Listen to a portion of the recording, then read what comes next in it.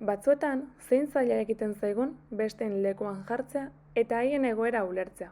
Batik bat, gure egunerokotasunetik urrun dauden pertsonen kasuan.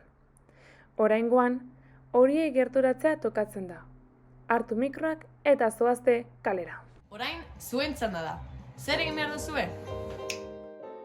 Azokako 10 langile identifikatu.